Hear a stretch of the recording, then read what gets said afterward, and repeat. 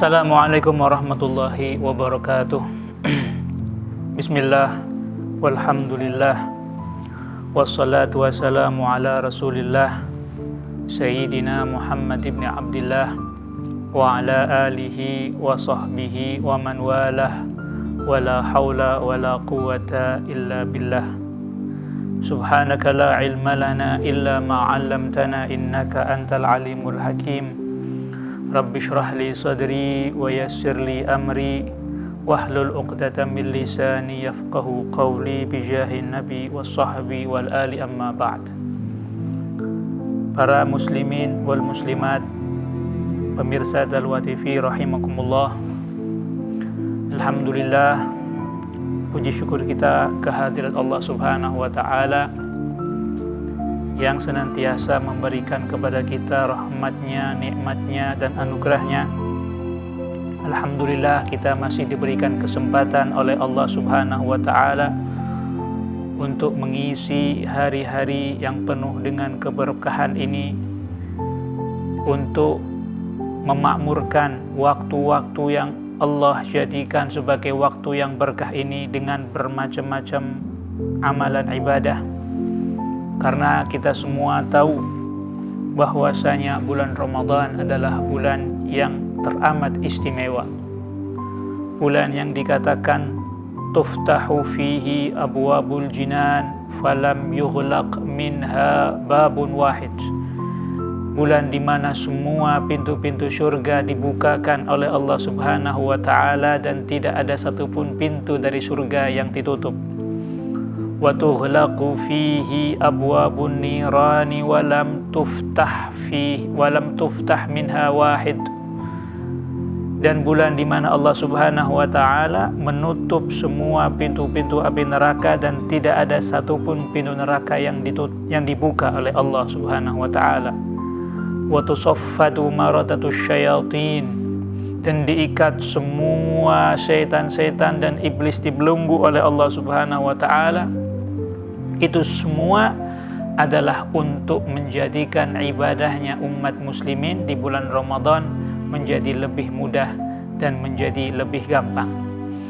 Maka sudah sepantasnya bagi kita untuk meningkatkan kualitas dan kuantitas amal ibadah kita di bulan Ramadan ini dengan harapan kita selalu akan mendapatkan rahmat maghfirah dari Allah Subhanahu wa taala.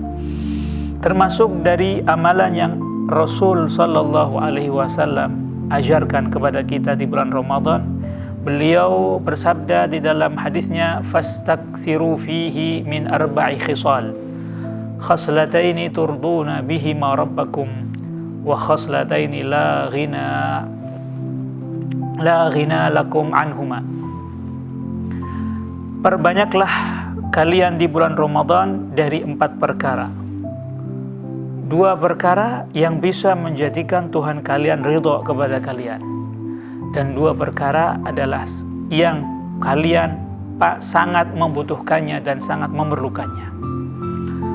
Amal khoslatan allati turduna bihima rabbakum fa syahadatu an la ilaha illallah wa tastaghfirunahu. Adapun 2 perkara yang bisa menjadikan Tuhan kita Allah Subhanahu wa taala ridho kepada kita, yaitu bersyahadat kepada Allah Subhanahu wa taala dan memperbanyak istighfar. Wa ammal khoslatan allatani la ghina lakum anhuma fatatlubunal jannah, atau dalam riwayat yang lain wa tas'alunahul jannah wa tata'awwadzuna minhu minan nar. Adapun 2 perkara yang kita semuanya membutuhkannya dan memerlukannya adalah kita meminta kepada Allah Subhanahu wa taala untuk dimasukkan ke dalam syurga, dan kita berlindung kepada Allah Subhanahu wa taala dari api siksa neraka. Oleh sebab itu, termasuk daripada amalan-amalan yang diajarkan oleh Rasul sallallahu alaihi wasallam adalah zikir seperti ini.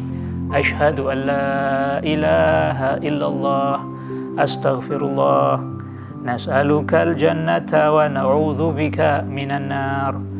4 perkara atau 4 zikir yang diajarkan oleh Rasul sallallahu alaihi wasallam, bahkan beliau menyuruh kita untuk memperbanyak membaca zikir ini pada bulan Ramadan dengan harapan kita mendapatkan ridha dari Allah Subhanahu wa taala dan kita diselamatkan oleh Allah Subhanahu wa taala dari siksa api neraka dan dimasukkan oleh Allah Subhanahu wa taala ke dalam surganya. Amin amin ya rabbal alamin. Masih dalam kajian kita, di dalam kajian Nadhamuna ini masih membahas tentang qasidah Aqidatul Awam, dan insyaallah pada kesempatan kita kali ini kita akan membahas masalah-masalah yang berhubungan dengan hari akhir. Oleh sebab itu sahibul qasidah mengatakan, imanuna biyaumi akhirin wajab wa kulli ma kana bihi minal ajab. Keimanan kita dengan hari akhir dan apa yang berhubungan dengan hari akhir adalah sesuatu yang wajib. Wa kullu ma kana bihi minal ajab, dan segala sesuatu perkara-perkara yang berhubungan dengan hari akhir yang di dalamnya terkandung keajaiban-keajaiban Allah Subhanahu wa taala. Maka sudah menjadi kewajiban bagi setiap umat Islam adalah beriman kepada hari akhir. Maka termasuk dari rukun iman yang ada 6 adalah beriman kepada hari akhir. Kita meyakini bahwasanya hidup di dunia ini hanyalah sementara, dan kita meyakini bahwasanya dunia ini akan ada waktu di mana Allah Subhanahu wa taala akan menghancurkannya dan menyelesaikannya. Tidak lain tidak bukan hidup kita di dunia ini hanyalah sekedar untuk mengambil bekal, untuk mengambil bekal yang banyak untuk supaya kita bisa kembali ke hadirat Allah Subhanahu wa taala. Maka sebagaimana halnya sang musafir ketika dia bepergian, maka sudah selayaknya dia membawa bekal yang banyak dan cukup. Allah Subhanahu wa taala berfirman, wa tazawwadu fa inna khairaz zadi taqwa. Maka berbekallah kalian, maka sebagus-bagusnya bekal yang akan kalian bawa menghadap Allah Subhanahu wa taala adalah ketakwaan. Al-Imamul Haddad radhiyallahu taala anhu, beliau mengatakan ketika beliau mensifati kehidupan dunia ini, di dalam qasidahnya beliau berkata, wa ma hadhihi dunya bidari iqamatin wa ma hiya illa qattariqi ilal watan. Dan dunia ini bukanlah tempat kita bertempat tinggal. Dunia ini bukanlah rumah kita untuk berdiam selamanya. Tidak lain dan tidak bukan, dunia ini adalah seperti jalan menuju negeri yang akhir, yaitu akhirat. Maka sebagai umat Islam kita wajib percaya bahwasanya akan ada yang namanya hari akhir, hari kiamat, dan apa-apa yang berhubungan dengan hari kiamat. Oleh sebab itu Allah Subhanahu wa taala berfirman, walakinnal birra man amana billahi wal yaumil akhir. Suatu kebaikan adalah orang yang beriman kepada Allah Subhanahu wa taala dan beriman kepada hari akhir. Termasuk perkara-perkara yang berhubungan dengan hari akhir adalah yang pertama, kita harus meyakini dan mengimani bahwasanya di sana ada yang namanya alam barzakh. Allah Subhanahu wa taala berfirman, wa min waraihim barzakhun ila yaumi yub'atsun. Alam barzakh adalah alam di mana manusia hidup antara dunia dan akhirat. Ketika mereka sudah meninggal, maka dia dikuburkan. Di dalam kubur itulah dinamakan dengan alam barzakh. Adapun orang-orang yang beriman, maka mereka akan beristirahat di dalam kuburannya. Mereka akan mendapatkan nikmat di dalam kuburannya. Tetapi sebaliknya, orang-orang yang kufur, orang-orang yang ahli maksiat di dalam kuburannya akan mendapatkan siksa dari Allah Subhanahu wa taala. Nauzubillahi min dzalik. Maka kita wajib mengimani bahwasanya di sana ada namanya alam barzakh. Yang kedua, termasuk dari keimanan kita kepada hari akhir adalah kita mengimani adanya su'alul malakain fil qabr. Ada pertanyaan dua malaikat mungkar nakir kepada manusia ketika dikuburkan. Dan orang yang bisa menjawab soalan tersebut, bisa menjawab pertanyaan tersebut, maka dia akan mendapatkan rahmat, dia akan mendapatkan nikmat dan beristirahat di dalam kuburannya.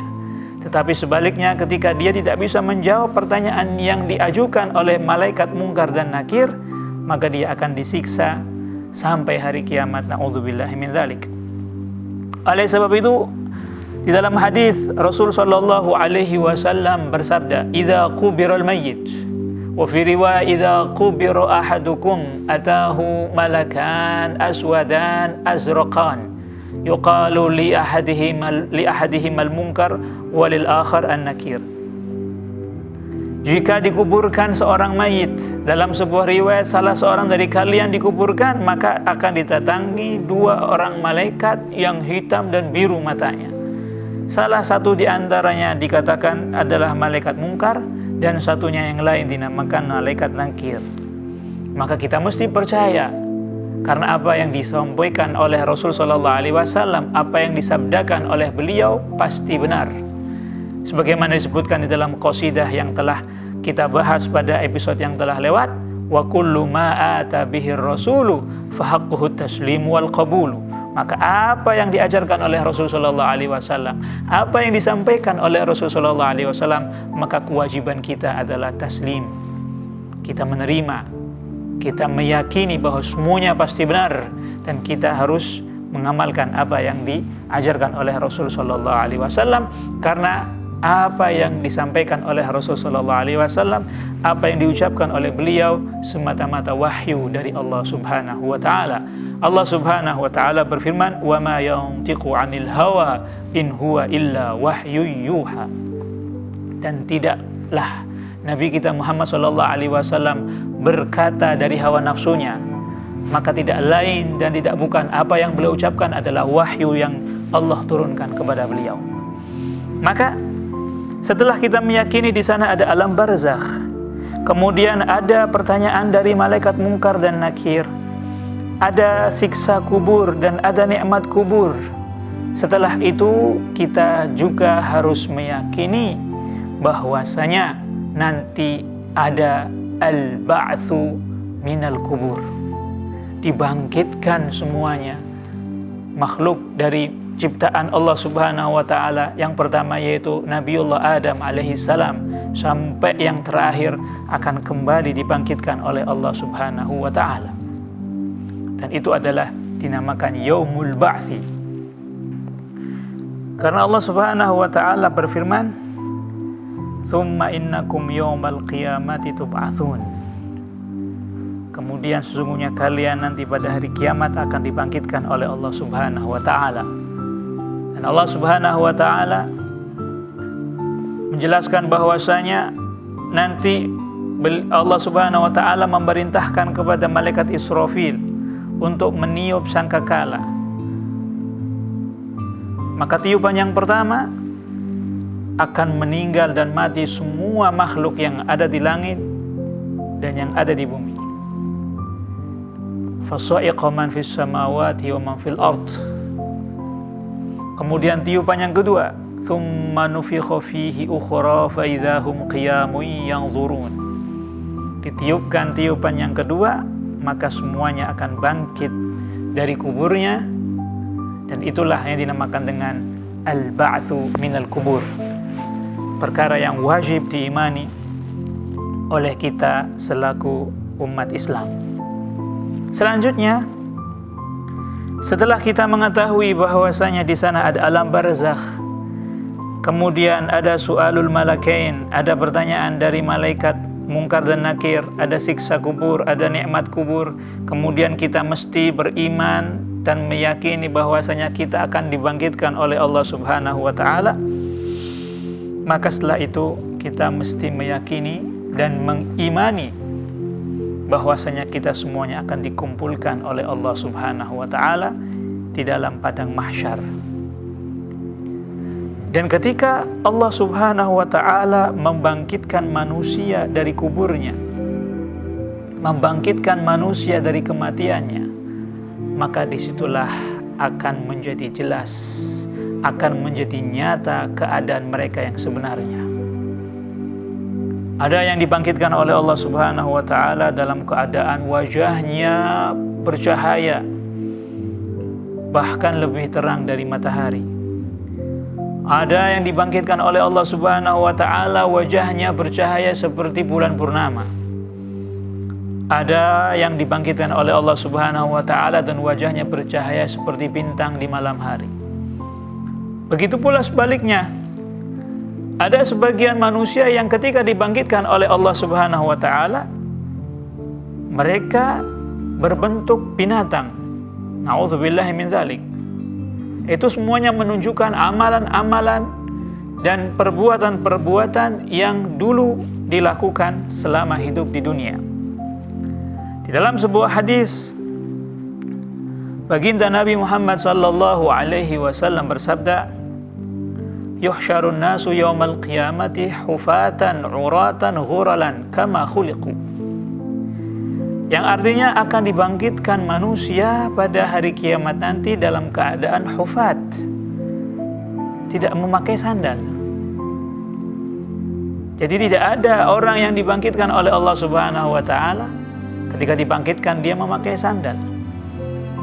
Bahkan tidak cukup itu, hufatan uratan, dibangkitkan oleh Allah Subhanahu wa ta'ala dalam keadaan telanjang.